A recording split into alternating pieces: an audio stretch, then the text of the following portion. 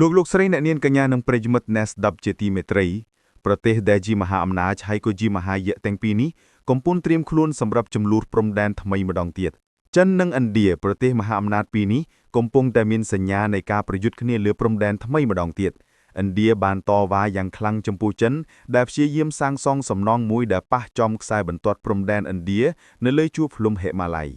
ឥណ្ឌាចោទចិនថាកំពុងរៀបចំបង្កភាពតានតឹងឡើងវិញហើយបានហៅចិនឲ្យបញ្ឈប់សំណង់ទាំងនេះភ្លាមៗប៉ុន្តែចិនឆ្លើយថាសំណង់ទាំងនេះស្ថិតនៅក្នុងទឹកដីរបស់ខ្លួនហើយក៏មិនច្បាស់ថាជារបស់ឥណ្ឌានោះដែរដូច្នេះចិនមានសិទ្ធិសាងសង់ខាងក្រោមនេះគឺជាអត្ថបទពេញទាំងស្រុងរបស់ក្រុមការងារ GNTTV ដែលរៀបរាប់ដូចតទៅចិននិងឥណ្ឌាបានផ្ទុះការឆ្លោះគ្នាលើទឹកដីយុទ្ធសាស្ត្រមួយទៀតចិនបានសាងសង់ហេដ្ឋារចនាសម្ព័ន្ធនៅតំបន់ហេម៉ាឡ័យដ៏ដាច់ស្រយាលមួយប៉ុន្តែវាបណ្ដាលឲ្យឥណ្ឌាតវ៉ាខ្លាំងធ្វើឲ្យកើតមានចំនួនព្រំដែនដ៏យូរអង្វែងបានកើតឡើងវិញសារជាថ្មីនៅដើមឆ្នាំ2026ចិនត្រូវបានរាយការណ៍ថាកំពុងសាងសង់ហេដ្ឋារចនាសម្ព័ន្ធនៅជ្រលងភ្នំសាហ្គាំដែលប៉េកាំងអះអាងថាជាទឹកដីរបស់ខ្លួនប៉ុន្តែទីក្រុង New Delhi បាននិយាយអះអាងថាវាជាផ្នែកមួយនៃតំបន់កាಶ್មៀររបស់ពួកគេ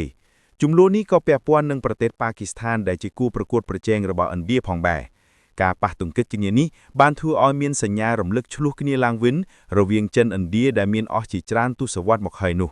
មិនត្រឹមតែប៉ុណ្ណោះទេវាក៏ធ្វើឲ្យសង្គ្រាមប្រដាប់អាវុធរវាងឥណ្ឌាប៉ាគីស្ថានដែលបានបញ្ចប់កាលពីខែឧសភាឆ្នាំ2025កន្លងទៅក៏ត្រូវបានរើឡើងវិញផងដែរ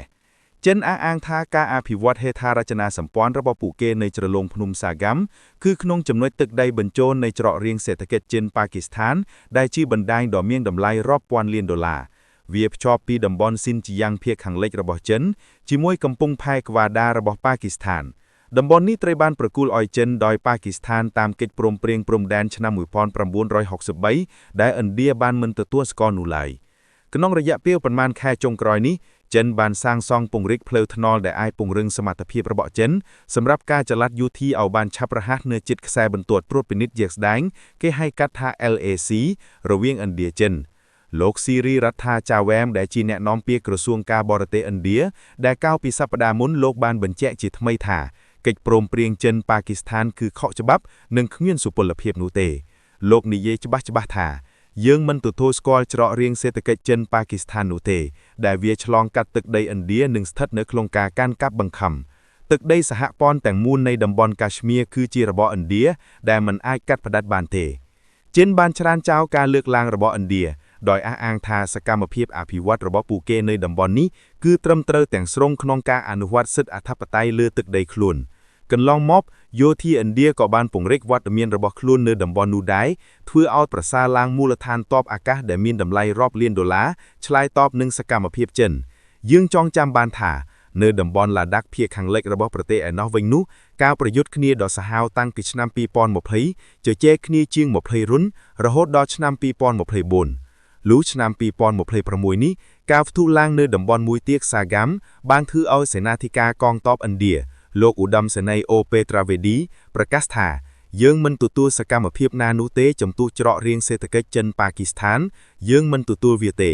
យើងចាត់ទុកវាជាសកម្មភាពខុសច្បាប់ដែលកំពុងត្រូវបានអនុវត្តដោយប្រទេសទាំងពីរនៅតំបន់កាន់កាប់ជាក់ស្ដែងនៅពេលនេះទាំងចិននិងឥណ្ឌាកំពុងខិតខំបន្តអភិវឌ្ឍហេដ្ឋារចនាសម្ព័ន្ធយ៉ាងខ្លាំងក្លា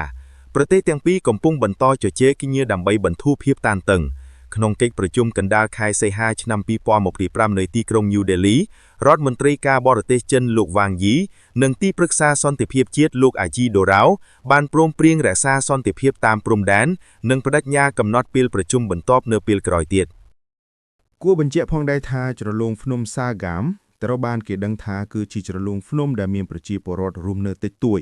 មានរយៈកម្ពស់ខ្ពស់និងអាកាសធាតុត្រជាក់ខ្លាំងវាជាប់នឹងខេត្តស៊ីនជាងប្រទេសចិននៅភាគខាងជើងជាប់ប៉ាគីស្ថាននៅភាគខាងត្បូងនិងខាងលិចនិងតំបន់ស៊ីអាឈិននៅភាគខាងកើតភូមិសាស្ត្រមិនសូវអំណោយផលទេនៅទីនោះដោយមានផ្ទាំងទឹកកកធំនិងអាកាសធាតុត្រជាក់ខ្លាំងសម្រាប់អាស៊ីប៉ុន្តែខាងនយោបាយវាជាផ្នែកមួយនៃទឹកដីដែលងាយរងគ្រោះបំផុតក្នុងល្បែងអំណាចឥណ្ឌាអះអាងថាជ្រលងភ្នំសាហ្គាំជាផ្នែកមួយនៃអតីតរដ្ឋចាមូនិងកាស្មៀរនិងជាកម្មសិទ្ធិរបស់ឥណ្ឌា ប៉ាគីស្ថានបានកាន់កាប់គ្រាន់តែជាផ្នែកខ្លះនៃរដ្ឋចាមូនិងកាស្មៀប៉ុណ្ណោះតាំងពីឆ្នាំ1947ហើយបានផ្ទេរការគ្រប់គ្រងតំបន់នេះទៅឲ្យចិននៅឆ្នាំ1963ដែលទីក្រុង New Delhi មិនទទួលស្គាល់នោះទេបច្ចុប្បន្នអ្នកគ្រប់គ្រងជាក់ស្ដែងគឺចិនដែលពាក់ព័ន្ធជាមួយខេត្តស៊ីនជាងហើយចិនចាត់ទុកវាជាអធិបតេយ្យភាពរបស់ខ្លួនប៉ុន្តែចំនួននេះកើតឡើងនៅពេលពួកគេកសាងហេដ្ឋារចនាសម្ព័ន្ធជាមួយគ្នាដែលឥណ្ឌាប្រកែកថាគ្មានចំណុចណាមួយដែលទទួលស្គាល់ថាប៉ាគីស្ថានមានសិទ្ធិប្រគល់តំបន់ចាមូនិងកាស្មៀទៅឲ្យប្រទេសទី3នោះឡើយទោះបីមានការចុះហត្ថលេខាក៏ដោយចិននិងប៉ាគីស្ថានជជែកវែកញែកគ្នាផ្ទុយពីឥណ្ឌាដោយពួកគេបានលើកឡើងថាចិននិងឥណ្ឌាមានកិច្ចព្រមព្រៀងឆ្នាំ1963ជាមួយគ្នាដែលជាការសម្រេចចិត្តអធិបតេយ្យភាពរវាងរដ្ឋឯករាជ្យដែលមិនមានទំនាក់ទំនងជាមួយឥណ្ឌានោះទេ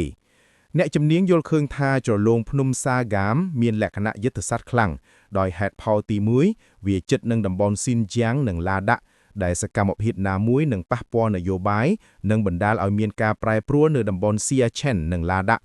ទី2គឺវាជំរឿយុទ្ធសាស្ត្រចិននិងប៉ាគីស្ថានដែលផ្ដល់សិទ្ធិចូលប្រែទឹកដីជាប់គ្នាអនុញ្ញាតឲ្យសម្របសម្រួលយោធាលើសពីស៊ីវិល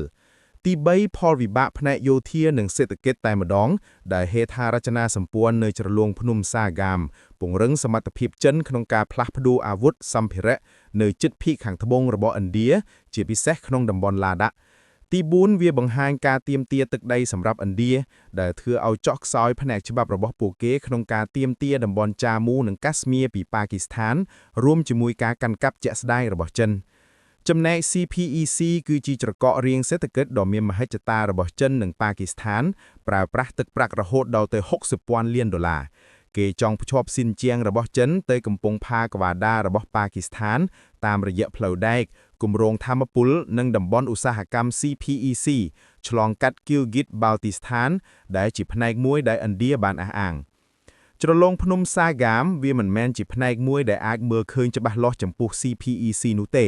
ប៉ុន្តែវាជាចំណុចសំខាន់នៃការធ្វើសមារណភាពបណ្ដាញផលភាពរបស់ចិនពង្រិនភាគខាងលិចរបស់ក្រុងប៉េកាំងតាមរយៈប៉ាគីស្ថានដោយចិននឹងបើកផ្លូវទៅសមុទ្រអារ៉ាប់ឥណ្ឌាអះអាងថា CPEC រំលោភអធិបតេយ្យភាពរបស់ខ្លួននិងបានព្រោងព្រានម្ដងទៀតប្រឆាំងនឹងការចូលរួមរបស់ប្រទេសទី3ក្នុងគម្រោងឆ្លងកាត់ណាមួយ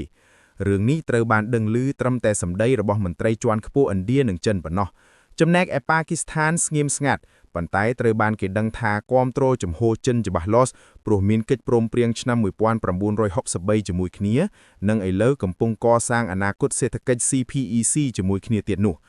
ការតាមដានបង្ហាញថាចំនួននេះបច្ចុប្បន្នអាចផ្ទុះនៅកម្រិតការទូតប៉ុណ្ណោះឥណ្ឌាបានដាក់ការតវ៉ាទៅចិនដែលនៅតែរឹងរូសបន្តគម្រោងដ៏មានមហិច្ឆតារាប់លានដុល្លាររបស់ខ្លួនវានឹងក្លាយទៅជាចំណុចមួយក្នុងការប៉ះពាល់ដំណើរការចរចាជុំបន្តផងរវាងលោកវ៉ាងយីនិងសមាភាគីនៅតំបន់កាស្មៀឡាដាក់